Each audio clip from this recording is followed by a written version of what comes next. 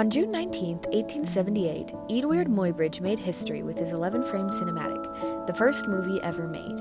It was called The Horse in Motion, and was followed up by the Roundhay Garden scene in 1888, which is dubbed the first motion picture. Advancements were made, and films got better, gaining sound, length, and popularity. With this growing cultivation and popularity, films increasingly included violence, sexual content, and other things deemed immoral by the large Protestant and Catholic middle class of the time. In 1915, the Supreme Court heard the case of Mutual Film Corps versus Industrial Commission of Ohio and decided that the First Amendment didn't apply to motion pictures, which was a turning point for the censorship of movies. During the 1920s, there was a series of Hollywood scandals involving drugs, bisexuality, and murder, leading certain segments of the American public to believe that cinema was the exemplification of declining American moral values and further local censorship legislation. As sound cinema was popularized in the 1930s and these controversies were in the limelight, something had to be done. In fear of a government crackdown, Hollywood created the Motion Pictures Producers and Distributors Association, or MPPDA, to self-regulate the industry and oversee the decency of sound pictures. In March of 1922, Presbyterian Church elder William Harrison Haze was brought on board. Complete with a high political profile, connections with Hollywood executives, and strong moral values, Haze was regarded as who would be the savior of the morality of motion pictures. And with the combined work of many on the MPPDA, the production code, informally known as the Haze Code, was born in 1930. Listed in the code as not acceptable were things such as white slavery, absolutely anything sexual, homosexuality, ridicule of the clergy, interracial romance, excessive or lustful kissing, and violence, among many others. By 1934, it was strictly enforced. Such heavy censorship of films obviously begs the question, is it constitutional? The First Amendment clearly outlines that freedom of speech and press is a constitutional right, so how could the Haze Code have survived?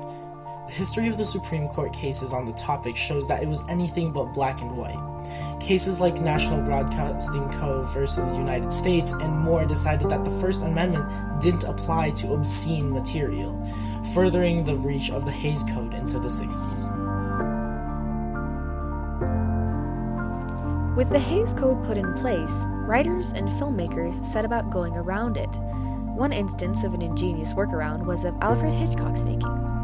In his 1946 film, Notorious, he had two actors break off the kiss every 3 seconds so as to keep it from being flagged as passionate. Many of them wrote movies that would code the suggestive material so they could get away with it, using time ellipsis and other signifiers. The Haze Code finally began to fade away and lose its grip on Hollywood with the emergence of the 1950s. Writers began to harshly challenge the code and include unacceptable topics of sexuality, drugs, and everything to contradict the code. The most prominent film to push against the code was Some Like It Hot, produced by Billy Wilder. Gambling and racketeering drove the plot, and it even starred the very sexually portrayed Marilyn Monroe. It defined many aspects of the code, and along with that, the film was extremely well received. With challenges from other similarly promiscuous films and support from the sexual revolution and the civil and gay rights movement, the Haze Code was effectively dead. However, it served as the precursor to what we base our viewership on today, the MPAA, or the Motion Picture Association of America.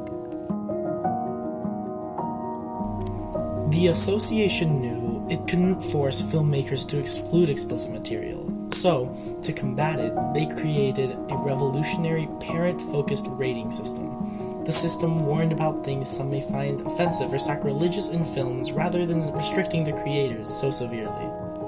It was released in 1968 and was a success, spreading to most other medias.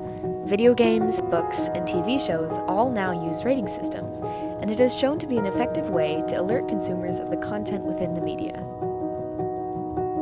Through the creation of the Haze Code, the challenges brought to it, and its evolution into our modern rating system, we can retrospectively understand how the code infringed upon that freedom of speech outlined by the Constitution. Although courts had ruled that the Constitution doesn't apply to such things as art and cinema, our society has come to understand the importance of protection and liberty that should be offered to artists, writers, actors, and producers when creating a piece of their own.